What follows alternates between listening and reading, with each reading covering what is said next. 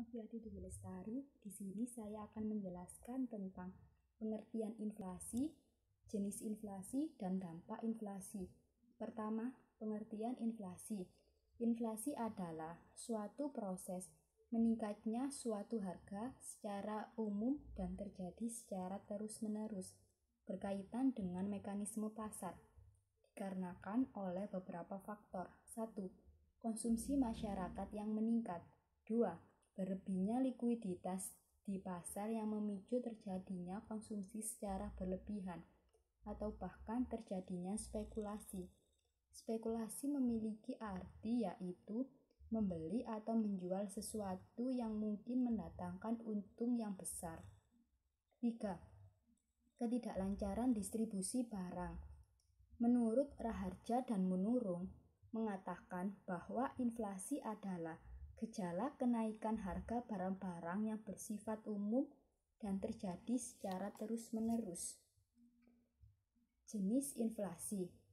Jenis inflasi berdasarkan kelompoknya. 1. Policy induced. 2. Cost plus inflation. 3.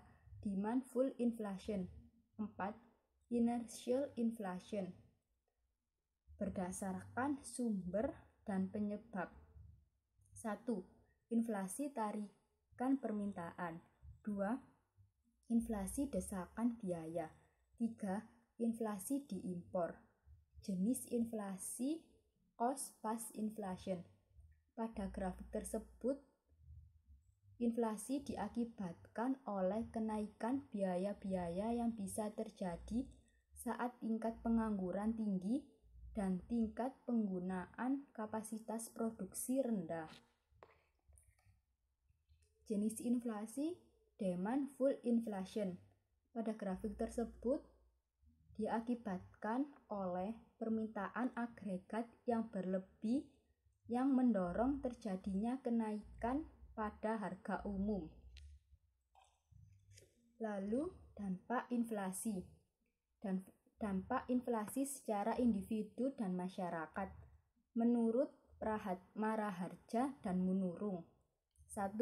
Menurunnya tingkat kesejahteraan masyarakat. 2. Memburuknya distribusi pendapatan. Dampak inflasi bagi perekonomian secara keseluruhan atau ekonomi nasional. 1. Investasi berkurang. 2. Mendorong tingkat harga atau tingkat barang. 3.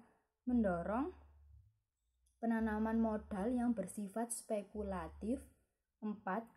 Menimbulkan kegagalan pelaksanaan pembangunan. 5.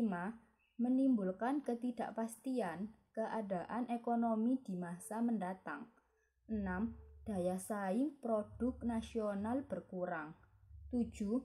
Menimbulkan defisit neraca pembayaran. 8. Merosotnya tingkat kesejahteraan masyarakat. 9. Meningkatnya jumlah pengangguran. Assalamualaikum warahmatullahi wabarakatuh. Di sini saya akan menjelaskan tentang kebijakan pemerintah yang ditempuh untuk mengatasi inflasi. Yang pertama, ada kebijakan fiskal. Kebijakan fiskal adalah semua tindakan yang dilakukan pemerintah bertujuan untuk mempengaruhi jalannya perekonomian melalui penambahan pembayaran pajak atau pengurangan pengeluaran pemerintah. Yang kedua, ada kebijakan moneter. Kebijakan moneter meliputi semua tindakan pemerintah yang bertujuan mempengaruhi jalannya perekonomian melalui penambahan atau pengurangan jumlah uang yang beredar di masyarakat.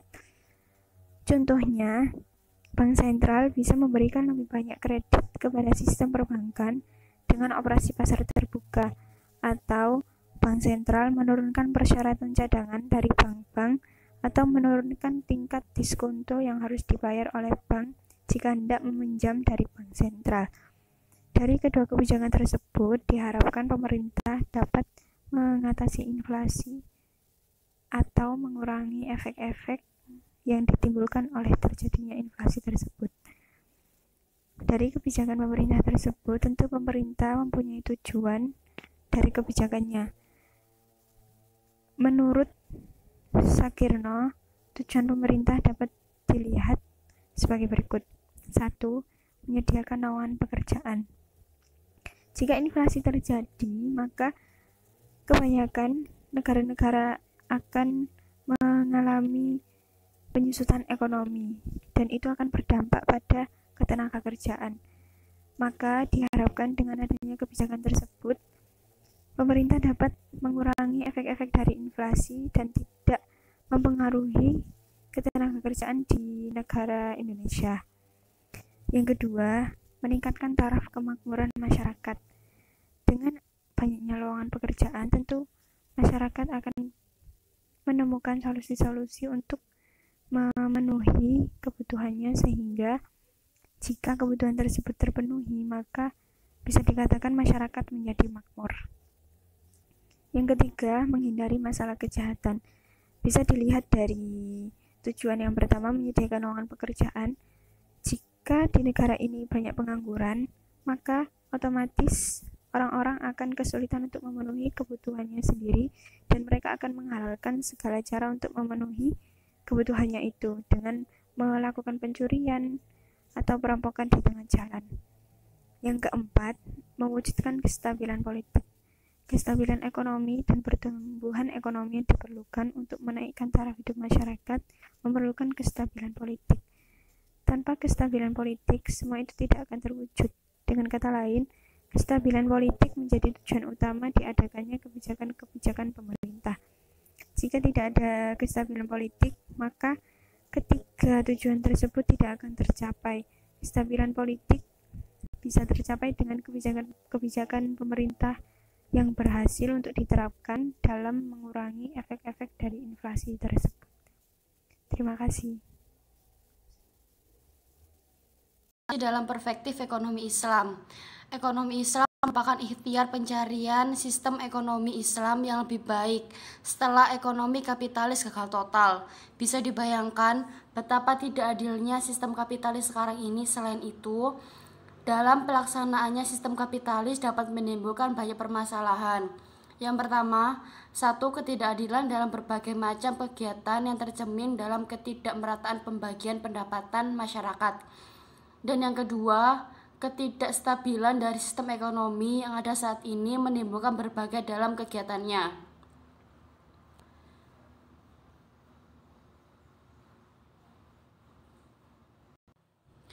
Adirwarman Karim mengatakan bahwa Senabhani memberikan beberapa alasan mengapa mata uang yang sesuai dengan itu menggunakan emas. Ketika Islam melarang dalam hal menimbun harta, bukan dikhususkan untuk emas dan perak, tetapi semua barang yang bisa dijadikan kekayaan. Islam telah mengaitkan emas dan perak dalam hukum yang baku dan tidak berubah-ubah. Ketika Islam mewajibkan diat, maka yang tidak dijadikan sebagai ukurannya adalah dalam bentuk emas. Yang kedua, Rasulullah telah menetapkan emas dan perak sebagai mata uang, dan pembelian menjadikan hanya emas dan perak sebagai standar uang. Yang ketiga, ketika Allah Subhanahu wa Ta'ala mewajibkan zakat uang, Allah telah mewajibkan zakat tersebut dengan nisab emas dan perak. Yang keempat, hukum-hukum tentang pertukaran niat mata uang yang terjadi dalam transaksi uang hanya dilakukan dengan emas dan perak. Kemudian ini mengenai kebijakan fiskal, menurut Majid mengatakan bahwa untuk mewujudkan masyarakat yang sejahtera, pemerintah Islam menggunakan dua kebijakan, yaitu pertama kebijakan fiskal dan kebijakan moneter. Kebijakan ini telah dipraktekkan sejak zaman Rasulullah dan Khulafaur Rasyidin yang kemudian dikembangkan oleh para ulama. Kebijakan fiskal merupakan peran penting karena beberapa alasan sebagai berikut.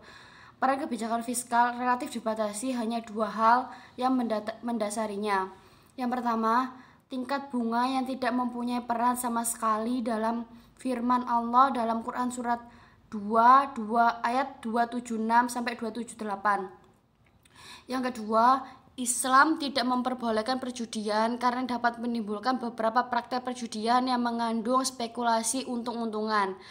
Tujuan dari kebijakan fiskal dalam Islam untuk menciptakan stabilitas ekonomi, tingkat pertumbuhan ekonomi yang sangat tinggi, dan pemberantasan pendapatan. Kemudian kebijakan moneter. Administrasi yang baik terbukti menimbulkan kepercayaan bagi rakyat pembayar zakat dan sebaliknya. Di sisi pengertian pembagian infrastruktur mendapat perhatian besar dari APBN, yaitu pengeluaran hanya dapat dilakukan jika penerimaan kebijakan moneter pada zaman Rasulullah selalu terkait dengan sektor pandangan yang khas dalam sistem moneter dan keuangan seperti kata Syekh Abdul Qadir Yaqub mengatakan bahwa sistem moneter dan keuangan adalah sekumpulan kaidah penggandaan dan pengaturan keuangan dalam suatu negara. Dalam kerangka strategi mekanik dan kebijakan moneter menurut Capra yang tidak hanya membantu pengaturan penawaran uang sesuai dengan permintaan real, tetapi juga membantu memenuhi kebutuhan untuk menutupi deposit asli pemerintah dan sekaligus mencapai tujuan-tujuan lain masyarakat Islam. Mekanisme tersebut harus mencakup beberapa sistem diantaranya. 1. Tingkat pertumbuhan. Secara berskala, bank sentral harus menetapkan pertumbuhan penalaran uang sesuai dengan sasaran ekonomi nasional. Pertumbuhan sangat erat keterkaitannya dengan pertumbuhan bank sentral, harus mengawasi secara kuat pertumbuhan karena diciptakan oleh bank sentral untuk menciptakan uang. Hasil yang diperoleh ini digunakan untuk mencapai tujuan Islam. Kemudian yang terakhir ada peranan bank. Dalam buku Capra mengatakan bahwa bank sentral harus menjadi pusat sistem perbankan. Ia harus menjadi sebuah institusi pemerintah yang otonom, yang bertanggung jawab sesuai dan merealisasikan sasaran-sasaran ekonomi Islam di bidang keuangan bank. Dalam upaya untuk mencapai tujuan, bank harus dapat menggunakan instrumen dan metode apapun yang diperlukan dan tidak bertentangan dengan ajaran Islam. Bank sentral harus menjalankan sistem moneternya untuk menghasilkan pertumbuhan sirkulasi uang yang mencukupi dalam jangka panjang. Bank sentral juga berperan dalam tujuan membantu mereka dan membuat lebih sehat dan kuat. Dalam tujuan ini, bank sentral dapat meninjau kembali perilaku yang berkaitan dengan lembaga-lembaga keuangan berdasarkan bunga dan membatalkan atau mengubahnya sesuatu dalam ajaran Islam. Untuk itu, bank sentral harus memainkan peranan penting dalam penekanan persyaratan. Bank sentral juga harus ikut memperkuat kontrol internal dan memberikan kontrol internal, kebijaksanaan, dan pemantauan kualitas aset maupun kegiatan perbankan. Sekian presentasi dari kami. Apabila ada salah mohon dimaafkan. Terima kasih.